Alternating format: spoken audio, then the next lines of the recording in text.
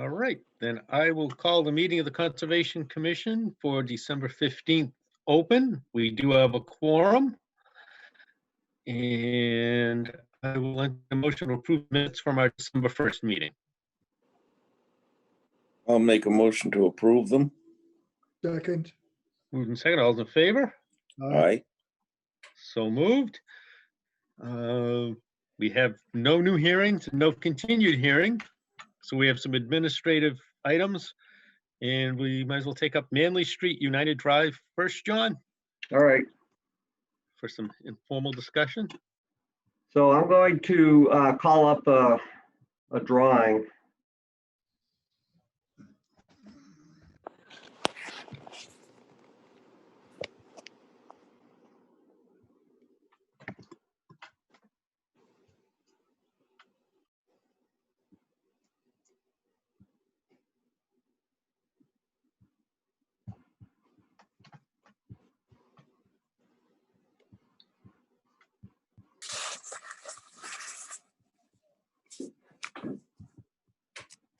Hold on for a second.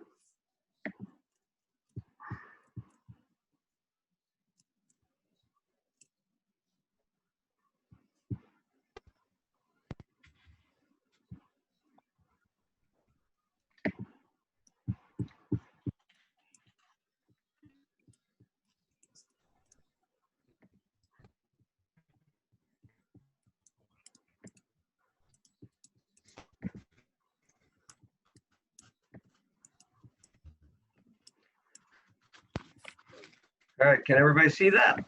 Yep. Yep.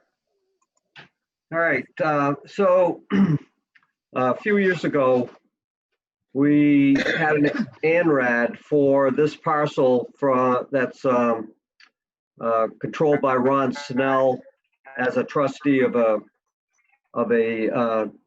land trust, a realty trust, and it's located on Manley Street and United Drive. And currently, he's using it to store storage vehicles like storage boxes, and the aerial photo pretty much shows his extent of his use of it. So the ANRAD had established the wetlands and approved it. So he's in the process of selling it, and some of the boxes encroach in the 50-foot buffer to that wetland, but I mean, he's always used it that way. And when he goes to sell it, he's interested in whether the commission would consider allowing the new owner, who's going to be pretty much doing the same thing. I have another member joining here, so hold on for a second. Yep.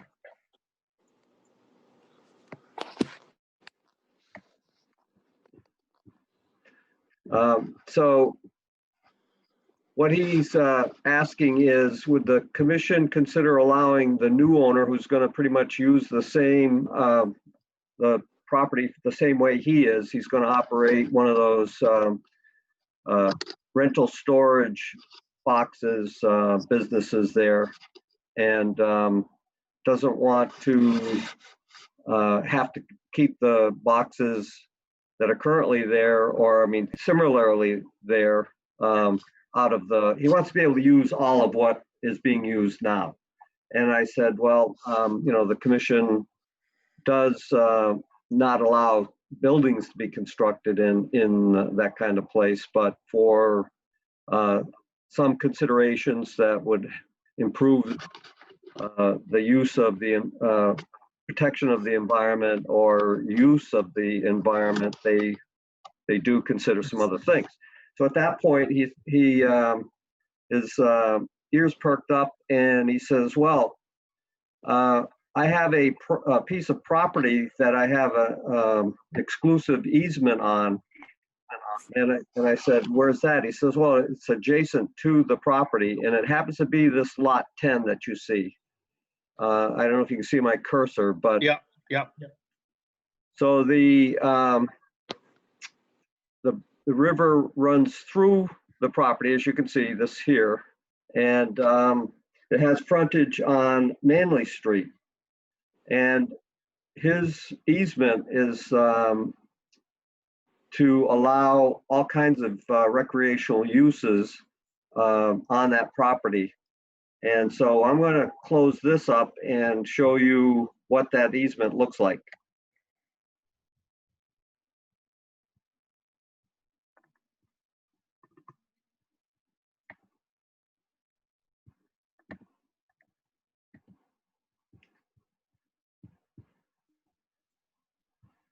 So here's the easement and right of way.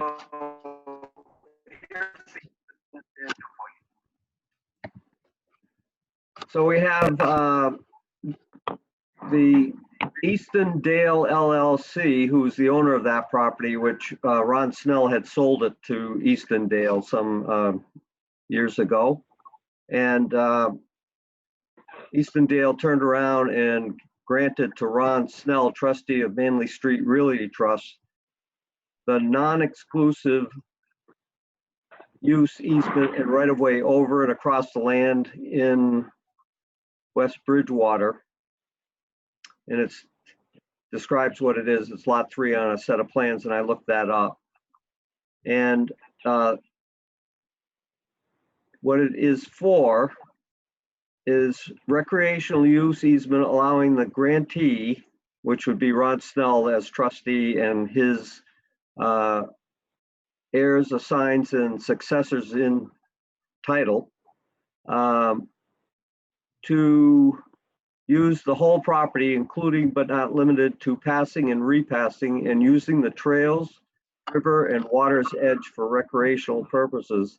That would include but not be limited to camping, fishing, swimming, hiking, sleeping overnight, temporarily parking vehicles, and other recreational uses provided, however, that at no time shall the grantee use the property resulting in deposition of sewage on the property, because this is a piece of land that's been designated as a never to be developed with septic, so that there's no nitrogen loading in that area.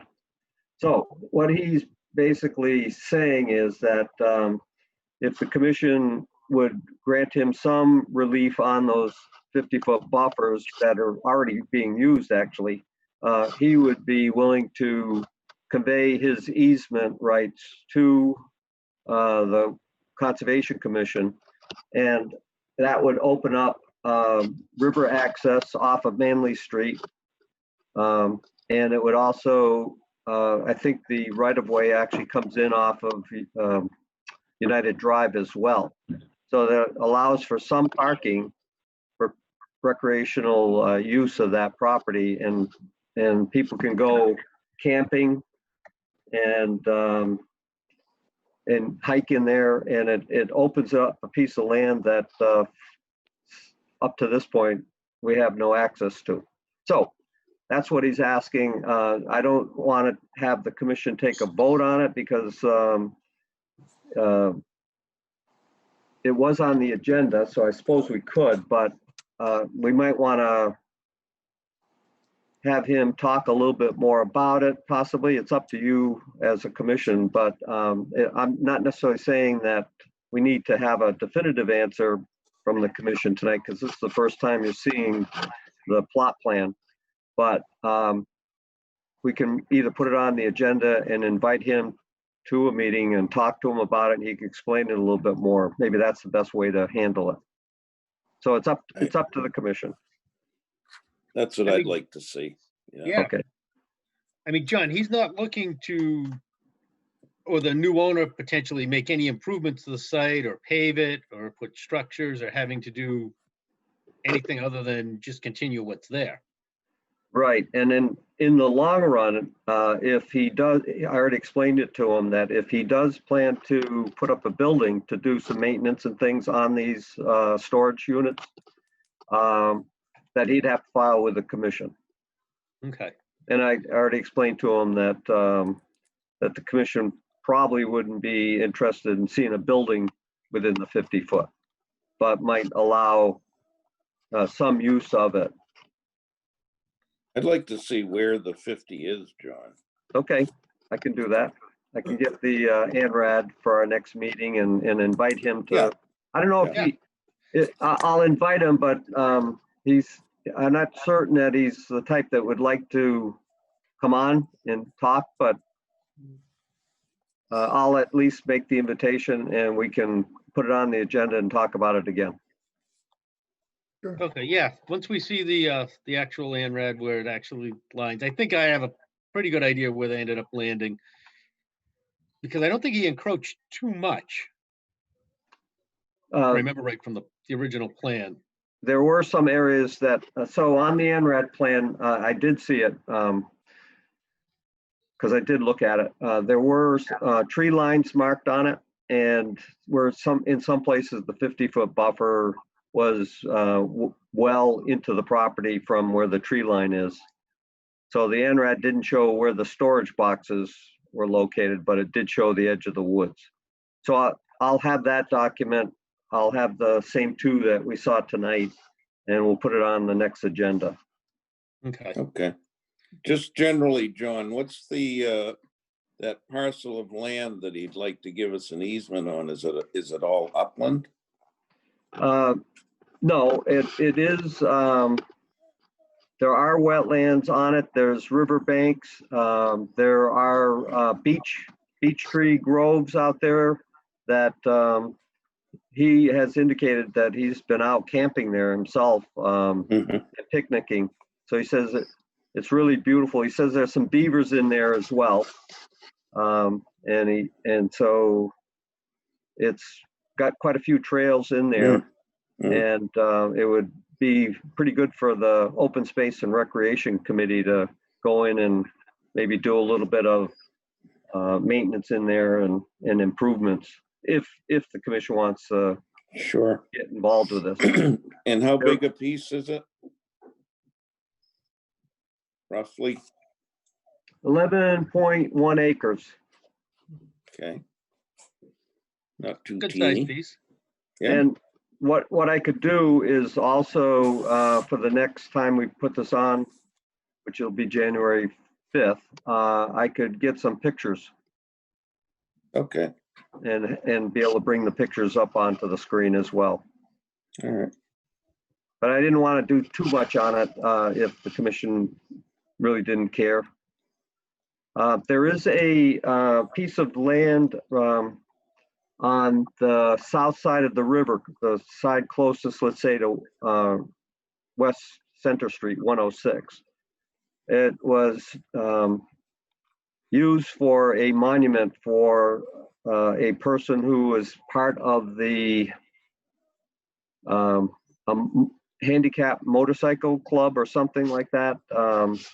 And so there is, I've seen the monument there, it's all covered with underbrush and poison ivy, but that would be part of the frontage piece and possibly doing work in there. We could expose that monument and have it a little bit more available for the public to see, and possibly even have a little picnic table in there and that kind of thing. Once we get the poison ivy and the underbrush cleared out, it would probably be a nice little vista right next to the river. So Certainly worth entertaining. Yeah. Absolutely. I'll put it on the agenda and we'll do a little bit more research on it. All righty. And I think we have the presenter here for Luke Drive. Yes. Yes, we do. Okay. So Greg, before we start, can you bring up the plan, or do you want me to bring it up for you? Yeah, if you could bring it up for me, that would be great. Okay.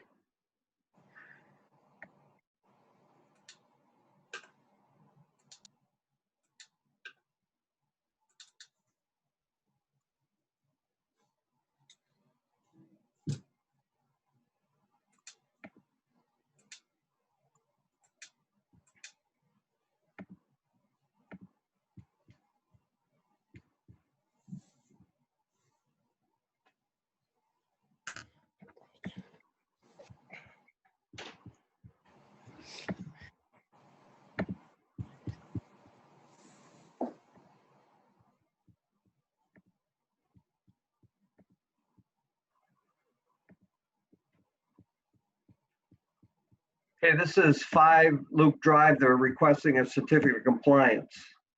And at this point, Greg, I'll turn it over to you if you want to talk about it. Sure. Greg Bonovitz with Borderland Engineering, here on behalf of the applicant Alan Drunas. So the property is located at 5 Luke Drive. It's the subdivision off of Brooks Place.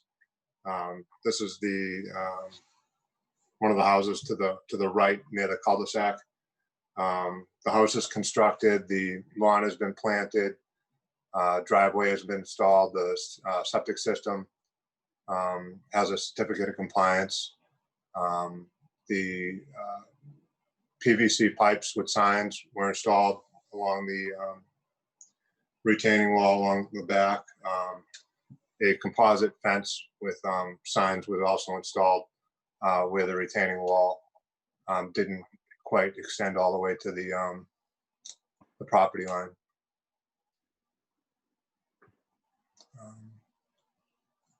It's pretty much in substantial compliance. I really didn't see any other items that were outstanding or anything that varied from the proposed plan. And I have reviewed the documents. One of the special conditions requires the buyer of the house to sign an affidavit that they have a complete understanding of what the conservation easement means, and that they've had a chance to review the plan and talk to me. And I have been in communication, direct communication with the prospective buyer. And so I'm satisfied that this could be voted on and issued a certificate of compliance. And it won't need a bond because the grass is growing and all the work for this particular site has been completed. Okay, anybody have any questions? No, I don't. Hearing none, then I'll entertain a motion to issue a certificate of compliance for 5 Luke Drive. Make that motion. I'll second. Moved and seconded. All those in favor? Aye. So moved. All right, so I would say that the forms were worked on today by Kitty, and they probably won't be ready for anybody to sign them until maybe later tomorrow. So I would say if it could be signed, wait a minute, the snowstorm's coming, isn't it? Yeah, Thursday's kind of going to be a, Yeah. Al, are Does you it still on affect the there? closing? Well, I think what we need mostly is to get over to the building inspector. If you could tell the building inspector you're good, I think he'll issue the certificate of compliance. And if the certificate can follow, then we could record it at that time, when we close on the house. But if we can, get a verbal over to the building inspector, I think that'll get things rolling in the right direction. All right, when is the closing, Monday? I'm not sure. I have to go back to Rich Costa, who's the builder. I'm obviously just doing this, to fulfill my obligation as the developer. All right, But if you can at least tell the building inspector, what happened tonight and that you're okay with it, then I think he'll issue a certificate of compliance, a certificate of occupancy, and maybe the certificate of compliance can follow. Yeah, I know you're not there Friday either.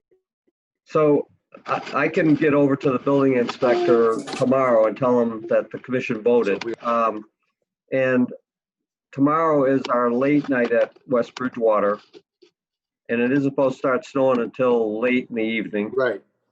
So maybe I can get all of the form done up by noonish, and if at least 2 of the members can get by, maybe Tim, you can stop later on when you get back Yeah, I should be back in town 2:30, 3 o'clock. So I'd have it ready by then for sure. And, That would be great. and actually, sooner for like Mo or Steve, if you could get by, but, Steve, if that's gonna be a problem with, the weather and so forth, just let me know. I can get over, there's no problem here, John. So let's, think about getting it,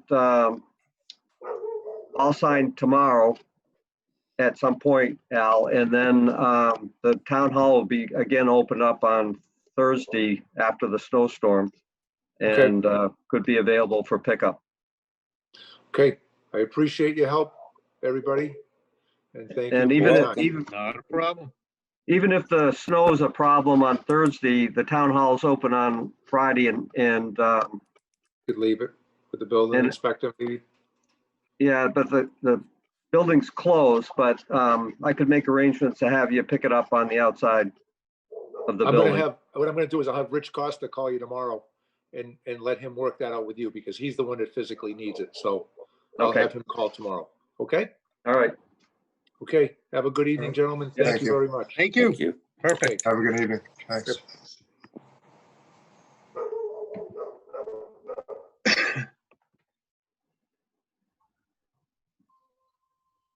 Okay, John, we have next on the agenda, the proposed zoning change or slash regulation change.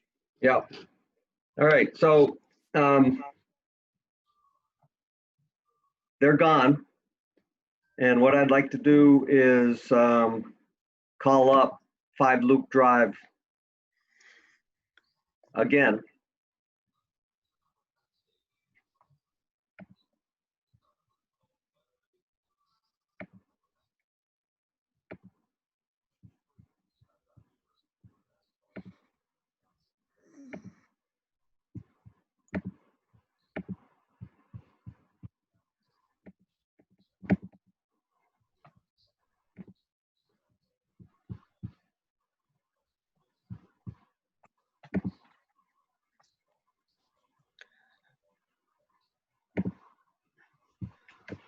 All right, everybody see that? Yep. All right, so if, everybody can remember, this subdivision was the poster child for, one of the poster childs for this proposed regulation. And when I spoke with the guy that's gonna be buying this property, he understands that he can't go beyond the stone wall or the fence. And he understands he's very limited at what he can do on this property, but he acknowledges that he's okay with that. But it's unfortunate that this thing sat for so long because nobody else wanted to deal with that. And it's been on the market a lot longer than any of the others, which is unusual in this day and age. So I took the proposed regulation, and we've got the red line here is the 50-foot buffer and conservation easement. And of course, the wetlands out here. So the lot was created with 64,765 square feet. 27,900 of it was upland, which means that includes the conservation easement because that's upland. And it includes the drainage basin easement here down in this right-hand corner. And so when you use the, figure out the actual area within the bounds of the red and the sideline and the street line, and I included the easement with my area calculation, even though the guy can't use it for anything, and it's 13,344 square feet, more or less. And the perimeter, I added up all of the dimensions, and it's 510 feet of perimeter. And when you use the shape factor formula that we're using, it comes out with a shape factor of 19.5, which is within the limits that we were talking about. But he doesn't make the area. So this lot would have never been approved. And we wouldn't have this issue because he needs to have 18,600. And as we're talking now anyway, we haven't talked about specifics, but what the draft regulation talks about is using 18,600 as a minimum. So he made the shape factor, but not the area. So you can't have one and not the other. You got to have both. So this guy that's buying this home would now have a lot more room in the back of his house, and possibly the developer may have one less lot, but at least the new resident will have an equal lot like anybody else in town, instead of being unable to really. It's lucky this deck is raised up and you can walk under it, because it is coming off the first floor. So when you're down here, it's a walkout and you can walk right under there and you don't have to worry about bumping your head. But if it was a lower deck, how could they even get around it? So Right, right. so and he's got the roof dry wells over here to do the recharge that we require as part of stormwater. So that virtually, and he's got this drainage basin in his front yard, and he can't do anything on top of the septic. So this is the only available spot to put anything in, like a pool or what have you. So the guy knows it. He's okay with it, or else he wouldn't have bought it. But I don't know if the next people coming in are going to feel the same way. So this is why I believe we need to have that regulation. So what I did is I'll stop sharing this, and I did revise the regulation from the last time we talked.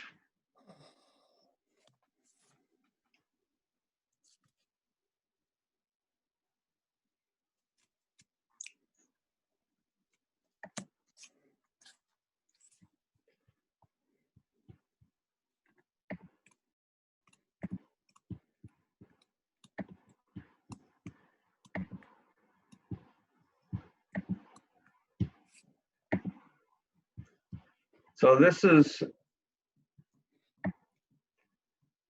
I didn't change it up here, but it should say 12, 15, 20.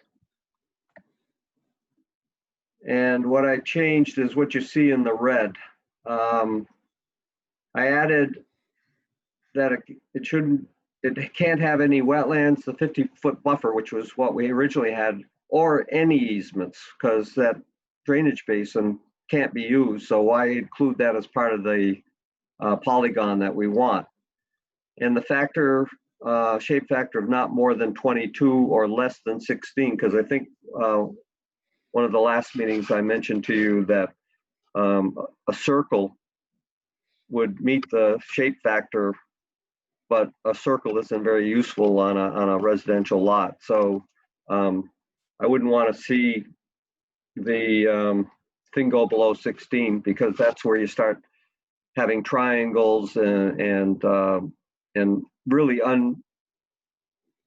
unusable spaces, which really a triangle and a circle don't really qualify to be a polygon, but somebody would try to use that as an excuse and say, well, we met the shape factor. Yeah, So rather than having a wordy definition of what I suppose I could put it in under development polygon definition down here, but I think it's just easier to say not less than 16. And that's really it on any of the changes, because it's pretty straightforward. It's a small, very small thing. It's not very complicated. I think most of the wording is in the preamble, the reason for having such a regulation. And if the commission's good with that, then I think what we have to do is decide how we're going to include it, whether it's going to be a bylaw change or a regulation change. And I still need to talk to town council on that, but I didn't want to talk to them until I had the consensus or even the vote of the commission to see whether you want to go forward with it. Well, it probably won't be very popular with a lot of the developers, but it's the way it goes. But it would make our life a heck of a lot easier. Yeah, yeah. I mean, I'd say let's move ahead with it, get some, Yep. make sure the town council looks it over. And I'm curious, let's assume that's all fine. What's the next, we don't need a town meeting for this, do we?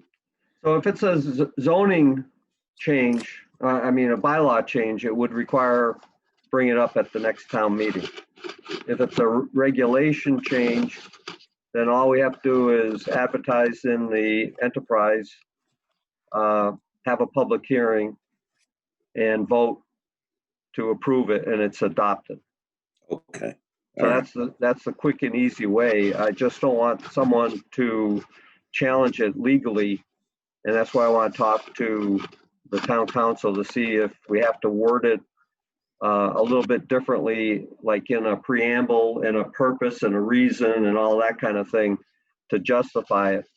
I think it's pretty clear why we're doing it in the preamble, but he may want some changes in that. So I'll send, I did send everybody this as part of the meeting documents. Yep.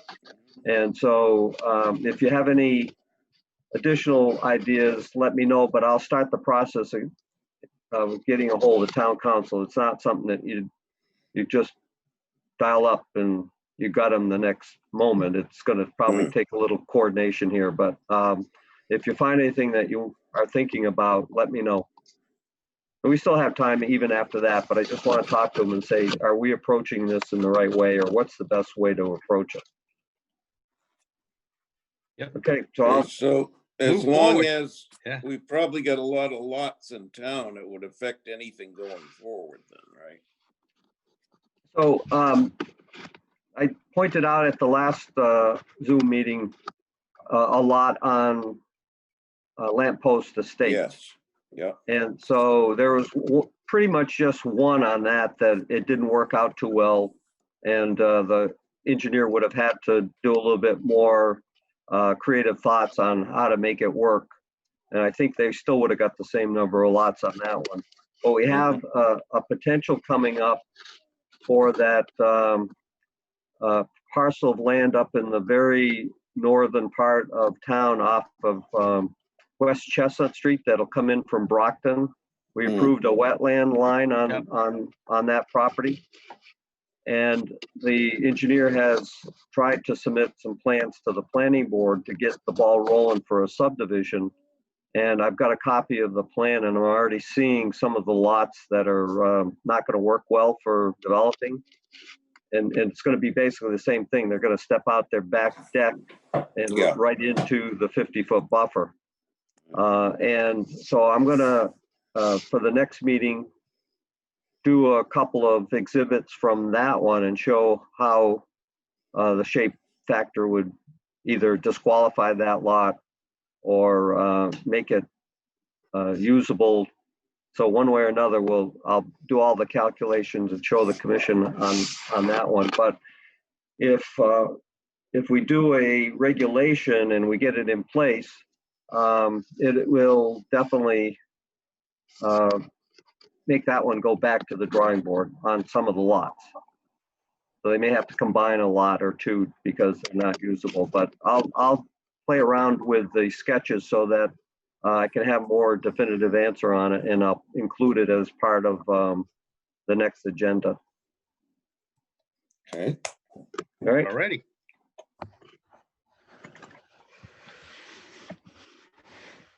So I guess it's a consensus that Yes. Yes, Okay. Move forward. We don't need a vote at this point. So next is the tree clearing.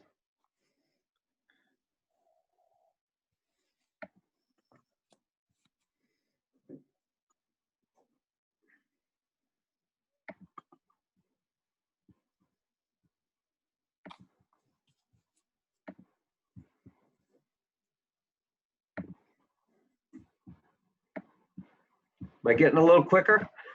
Yes, much better. All right. All right. So here's the tree clearing one. And what I've done with that one is I changed to 4 feet tall after planting. And then included the word penalty instead of mitigation. Because the people that follow the policy or the regulation, they would do a replacement mitigation, but those who violate it will have to do a replacement penalty. So it's distinguishing the two. I added the minimum height of the trees, sapling, and shrub shall be 4 feet after planting. And the planting of the trees, sapling, shrubs, or ground cover for violations shall be done by a reputable landscape company who will guarantee the viability of the plantings for 2 growing seasons. And then, of course, originally, the violations include fines under section 12.12F of our existing wetland bylaw, which is that monetary fines. So if you're good with that, I'll also include that as part of the discussion with town council to see if this is a regulation that we can include. My thought is this fits in nice with the wetland regulations. Yep. And so it probably doesn't even really, now that I think about it, it may not even have to be something town council gets involved in. I think we could just do this as a regulation. Mhm. And I don't see a real legal tangle for this. No. My only question would be, John, would we want to hold off a little bit on this until you hear from town council on the other one? So if we have to advertise Well, for a definitely. hearing, we'll just do one advertisement for both at the same time? Yep. Um, Yeah, so if he says regulation is all right for the lot shape factor development polygon one, then we could do both of them at the same time, and that would be preferable. Yeah. Save us some money. Yep. So then I would say, let's put this one on the back burner till we hear on the polygon and the shape factor. And depending on where that comes back, we can, if he says it should be a zoning bylaw and we need town approval and go before the town, then we'll just advertise and put this one on separately. But And the if he- consensus of the members is that it fits in with our wetlands and we could do it as a regulation. I think so. Yeah, All right, so we'll put that on the back burner and wait, but we'll be approaching that one as a regulation. Okay. good job on these, John. That's a lot of work. Thank you. Well, it is because the wording has to be very particular. Yep. I think it's workable and also enough for a deterrent so that maybe we can get a few of the people to stop just going in and doing what they want and asking for forgiveness. Yeah. I think I asked about equipment going in to do planting. John, what would preclude that? Just being wetlands? They'd have to go in. So if the process is being followed as a person contacts us and they either go through a filing or it's outside of our jurisdiction and we just sign off on it, they would be given instructions on how to approach it, whether dig by hand or use small equipment. There'd be some type of conditions issued if it was a filing. Okay. If it's a violation, then we're going to include it in the enforcement order that says no heavy equipment can be used, or we'll put conditions on the enforcement. So we'll have a way to not just let somebody go in and bring in a big machine and muck it all up. Mm-hmm. John, did you think it was worth putting in something about like exempting people from like bad luck, you know, if a tree falls down or something like that? Like nature.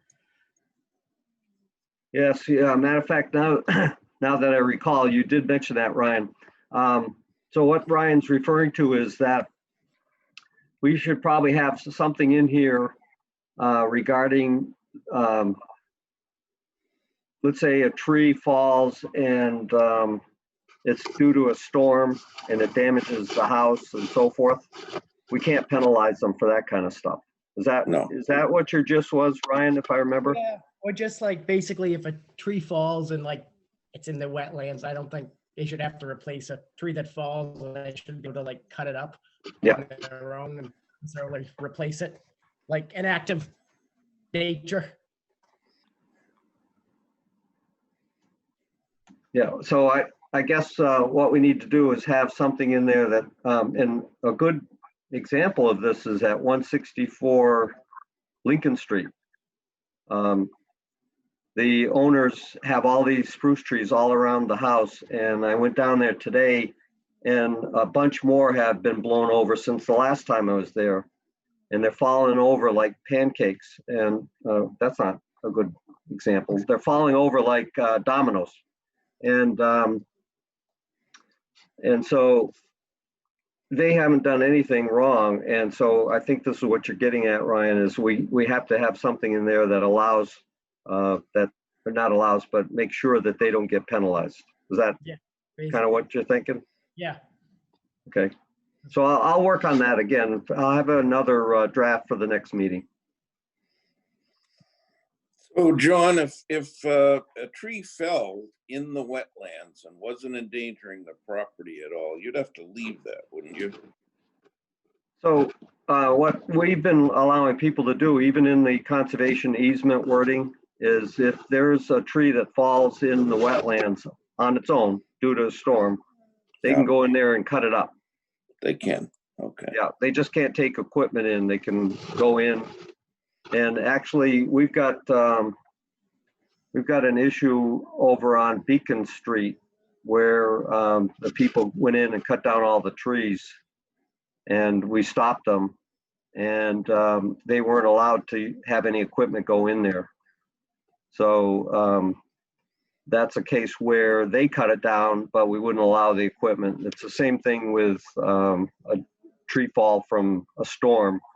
They can go in and cut it, but they can't use equipment to pull that stuff out and stump it and all that kind of thing. So it would behoove them to come over and talk to someone at the office before they start wading in there. Yeah. Okay. Well, I'll put something in there for another revision to the draft to try to incorporate what Ryan is mentioning, because I think it's important to make that distinction that they shouldn't feel like they're going to have the commission come down on them and make them replant trees that the wind blew down. Yeah. All right. And that's it. There's no invoices.